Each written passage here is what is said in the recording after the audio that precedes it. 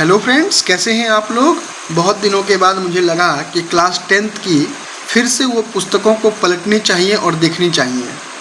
करीब मुझे class 10th पास किए हुए 6 साल हो गया and I am again return to this book. बहुत अच्छा लगता था जब हम लोग पढ़ते थे, तो सोचा कि क्यों नहीं आप लोगों के लिए कुछ वीडियोस बनाई जाएं, जिससे कि आप लोगों को भी थोड़ी मदद हो जाए और हम भी थोड़े पुराने पलों को जी लें। बहुत सुंदर था हमारा क्लास 10th का जर्नी। 2020 में हमने पास आउट किए और जैसे ही पास आउट किया तो कुदरती एक बड़ा ही क्या कहें विकराल समय आ गया, कोविड का दौर। लास्ट दिन मेरा मैथमेटिक्स का पेपर था और पेपर को देने के बाद कोविड आ गया, जिसके वजह से क्लास 11th तो घर में ही बैठकर करना पड़ा, क्लास 12th फिर करना पड़ा रेगुलर क्लास। ठीक है, चलिए ये रही हमारी जर्नी और आप लोगों के लिए ये कविता जो है हम लेकर आए हैं। ठीक है, तो हम भी चाहते हैं, मेरा भी कविता से काफ़ी लगाव है, मेरी खुद की भी बहुत सारी रचनाएं हैं।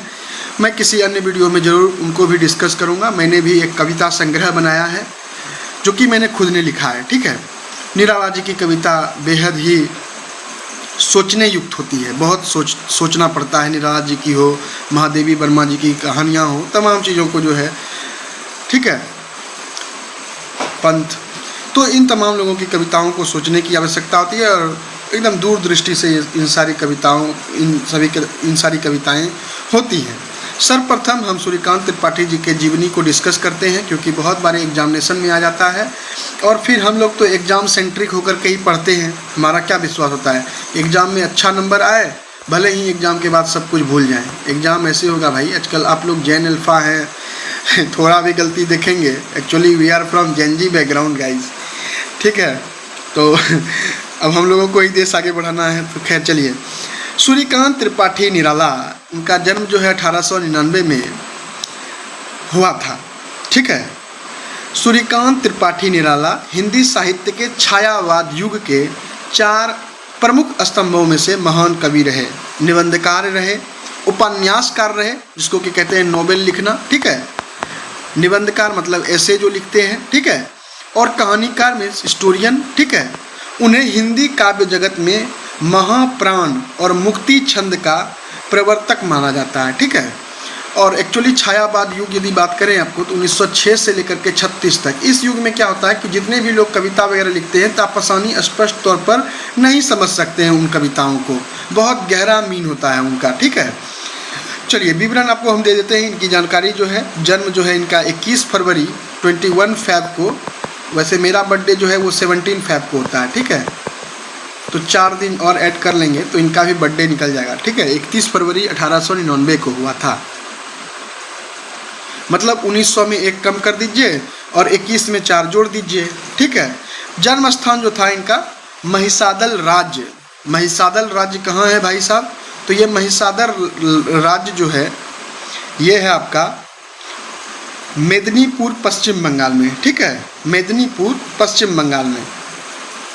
और वे मूलतः जो रहने वाले थे, मूल निवास जो था उनका गढ़कोला जिला उन्नाव उत्तर प्रदेश के वे निवासी थे और बंगाल के मेदिनीपुर जिला में जाकर के वो बस गए। निराला जी की औपचारिक शिक्षा 9वीं तक महिसादल में ही हुई। उन्होंने स्वाध्याय से संस्कृत, बांग्ला और अंग्रेजी का ज्ञान अर्जित किया। स्वाध्याय मतलब सेल्फ स्टडी करके उन्होंने इनकी ज्ञान जो है अर्जित की। Self study is the best study. आप लोग क्लास में टीचर पढ़ाते हैं, घर में आकर नहीं पढ़ते हैं, तो this is your very big mistake guys. It's your burden, it's your blunder. Okay, in futures you will face severe crisis. वे संगीत और दर्शन शास्त्र क्या होते हैं पता है? फिलॉसफी मतलब बड़ी बड़ी बातों को करना। रामकृष्ण परमहंस और विवेकानंद की विचारधारा ने उन पर विशेष प्रभाव डाला। दोस्तों, विवेकानंद जिन्होंने शिकागो में बहुत भाषण दिया था, मतलब बहुत अच्छा भाषण दिया था, देश के संस्कृति को उन्होंने रिप्रेजेंट किया था और उन्होंने एक मिशन को स्थापित किया, रामकृष्ण परमहंस। और रामकृष्ण परमहंस जो थे वो विवेकानंद जी के कौन थे, तो गुरु थे। ठीक है, और निराला जी उनकी विचारधाराओं पर चलते थे। 1 मिनट दोस्तों, मेरा पेन लगता है थोड़ा स्टक हो गया, एक बार ठीक कर लेते हैं, देन स्टार्ट करेंगे हम लोग। और दोस्तों ये प्लेलिस्ट बन जाएगा, ठीक ना। आप लोग यदि कोई भी क्लास 10th की तैयारी कर रहे हैं उनको घबराने की बिल्कुल ज़रूरत नहीं है। क्लास 10th का एक जो है स्पेशल प्लेलिस्ट बनेगा। मैंने तो यूनिवर्सिटी के स्टूडेंट को भी इंग्लिश हिंदी का पढ़ा रखा है, ठीक है। तो निराला का पारिवारिक जीवन जो था दुखों और संघर्षों से भरा हुआ था, ठीक ना। उनकी जो जीवन है बड़े ही दुखों और संघर्षों से भरा हुआ था। आत्मीय जनों के असामयिक निधन, मतलब उनके परिवार के बहुत सारे लोग जो है असमय ही उनकी मृत्यु हो गई, उन्हें भीतर तक तोड़ दिया। साहित्यिक मोर्चे पर भी उन्होंने अनवरत संघर्ष किया।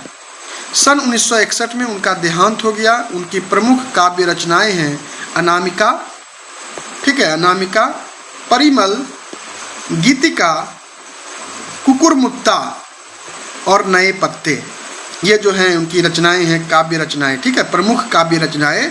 और आपको जो है इनमें फोकस करना है। You should have to be inculcate in your mind that Anamika, Parimal, Geetika, Kukurmutta and Naye Patte, new leaf. तो न्यू लीफ तो नहीं बोल सकते हैं, ठीक है, नए पत्ते, ये उनकी प्रमुख जो है काव्य रचनाएं हैं। उपन्यास, कहानी, आलोचना और निबंध लेखन में भी उनकी ख्याति अविस्मरणीय रहा। निराला रचनावली के 8 खंडों में उनका संपूर्ण साहित्यिक प्रकाशित है। निराला रचनावली आप जब बड़े होंगे, यदि आप हिंदी ऑनर्स करेंगे, वैसे तो आप लोग करेंगे नहीं क्योंकि आप कहाँ तवज्जो देते हैं साहित्यों को, ठीक है। तो उसमें जो है 8 इनके खंड हैं, उनको पढ़ेंगे आप लोग, ठीक है। निराला विस्तृत सरोकारों के कवि हैं।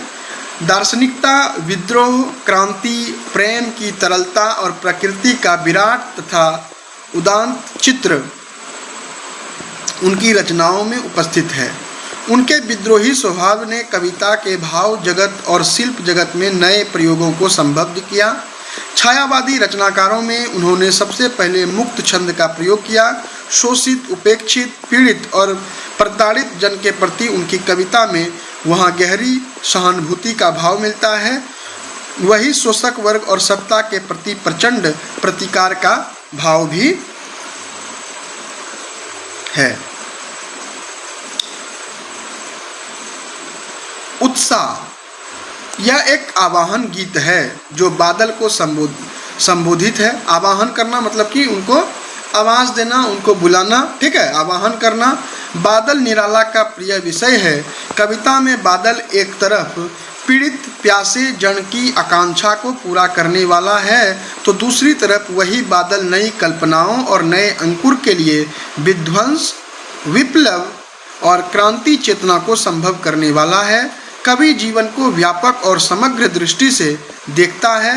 कविता में ललित कल्पना और क्रांति चेतना दोनों है। सामाजिक क्रांति या बदलाव में साहित्य की भूमिका महत्वपूर्ण होती है।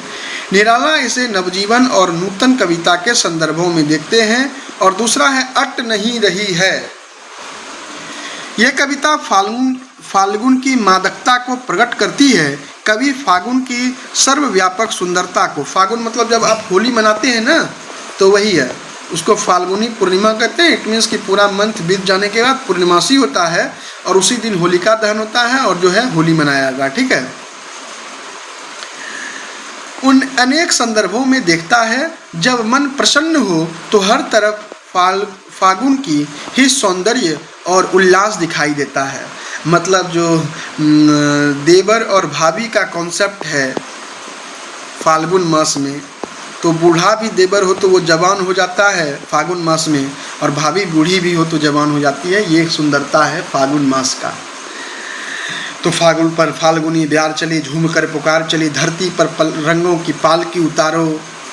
होली है होली रे रंग भरी डालो, द्वेष दम उग्रता की फूक धरो होली, कटुता को दूर करो बोल मधुर बोली, हर कोई अपना हो रंग भरा सपना हो, रंगों की पालकी उतारो, होली है होली रे रंग भरी डालो। ये भी कविता है, आपने पढ़ा होगा क्लास 9-10 में। के चयन एवं लय ने कविता को भी फाल्गुन की तरह सुंदर एवं ललित बना दिया है। चलिए अब कविता की ओर हम लोग चलते हैं और एक एक पंक्ति को अच्छे से समझते हैं ताकि एग्जामिनेशन तक हमारे दिमाग में बैठ जाए और एग्जामिनेशन में हम लोग परचम लहरा करके आए। ठीक है। बादल गरजो घेर घेर घोर गगन धराधर ओ, बादल गरजो घेर घेर घोर गगन धाराधर ओ, ललित ललित काले घुंघराले बाल कल्पना कैसे पाले, विद्युत छवि उर में कवि नवजीवन वाले, वज्र छिपा नूतन कविता फिर भर दो बादल गरजो, विकल विकल उन्मन थे उन्मन विश्व के निदाघ के सकल जन, आए अज्ञात दिशा से अनंत के घन, तप्त धरा जल से फिर शीतल कर दो बादल गरजो। अब इस कविता के बारे में है क्या, व्याख्या करते हैं हम लोग, व्याख्या करते हैं आप लोगों को ये कविता का। ठीक है। तो बादल गरजो घेर घेर गगन धराधर ओ, तो कवि निराला जी बादल को क्रांति और उत्साह का प्रतीक मानते हुए आवाहन करते हैं कि हे मूसलाधार बारिश करने वाले बादलों, तुम पूरे आकाश को चारों ओर से घेरकर भयंकर गर्जना करो। ललित ललित काले घुंघराले बाल कल्पना कैसे पाले, बादल अत्यंत सुंदर और काले घुंघराले बालों की तरह प्रतीत हो रहे हैं, वे किसी छोटे बच्चे की मधुर और चंचल कल्पनाओं के समान खेल रहे हैं। विद्युत छवि उर में कवि नवजीवन वाले, बादलों के हृदय में बिजली की कड़क और चमक विद्युत छवि छिपी है।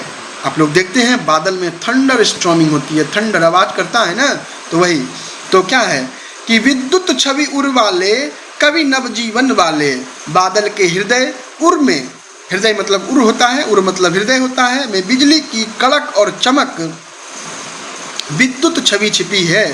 जिस प्रकार एक कवि की कविता से नए जीवन का संचार करता है, उसी प्रकार बादल भी अपने वर्षा से संसार को नया जीवन देने वाले हैं।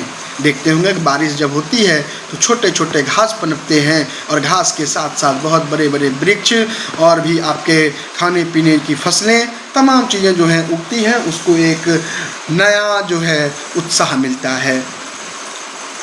विकल विकल उन्मन से विकल उन्मन थे उन्मन, विश्व के निदाघ के सकल जन, यानी कि भीषण गर्मी की निदाघ मतलब भीषण गर्मी के कारण संसार के सभी लोग व्याकुल, विकल और अनमने उन्मुन हो रहे थे।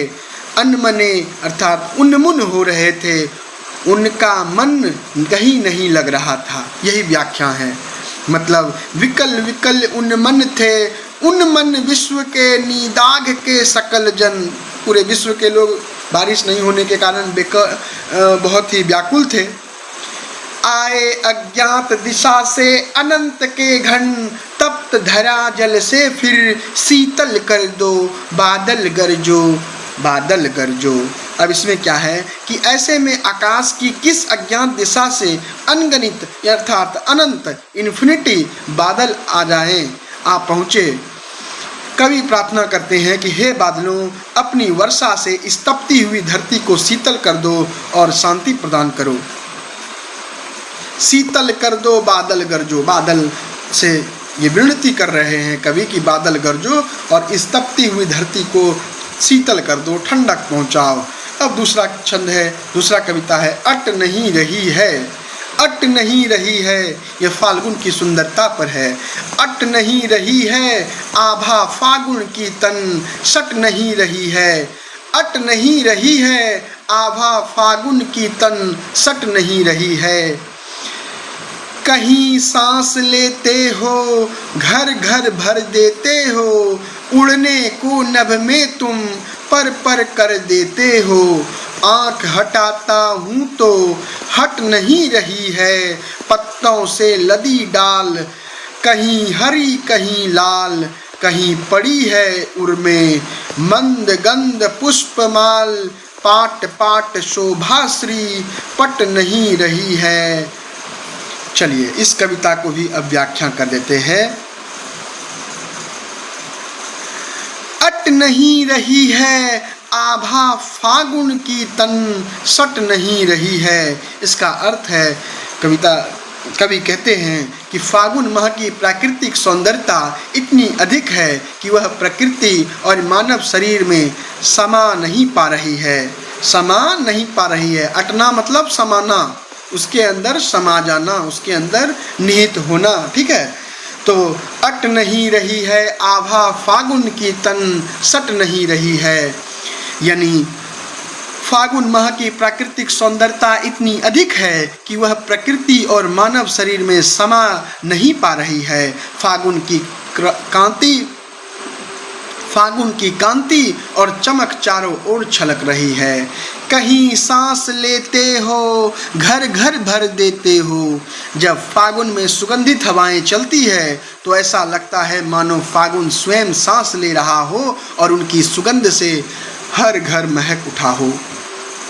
उड़ने को नभ में तुम पर पर कर देते हो।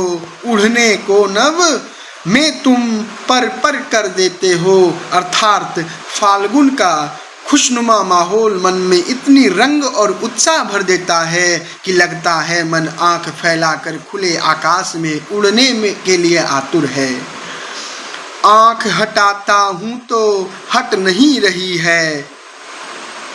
प्रकृति का सौंदर्यता इतना सम्मोहक है, इतना मनमोहक है, इतना नेचुरल है, इतना सुंदर है, इतना आकर्षक है कि कवि चाहकर भी इससे अपनी आंखें नहीं हटा पा रहे हैं।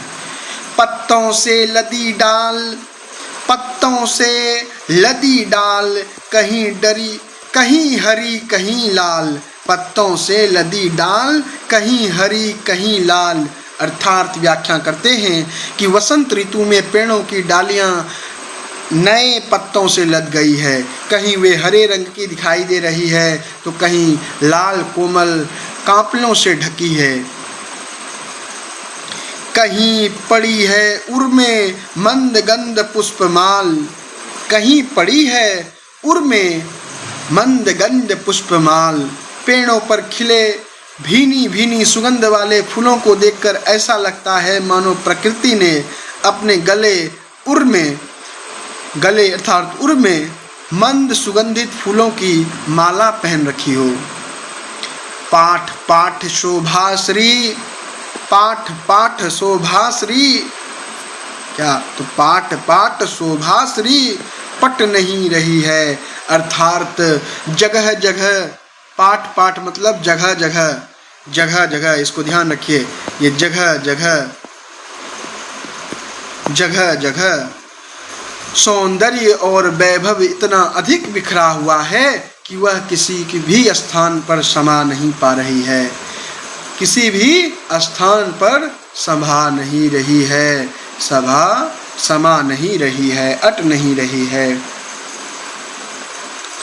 मैं इस वीडियो में साथ ही साथ निराला जी की विपत्तियों के बारे में चर्चा करना चाहता हूं। उनका जीवन बड़े ही संघर्षों से भरा रहा।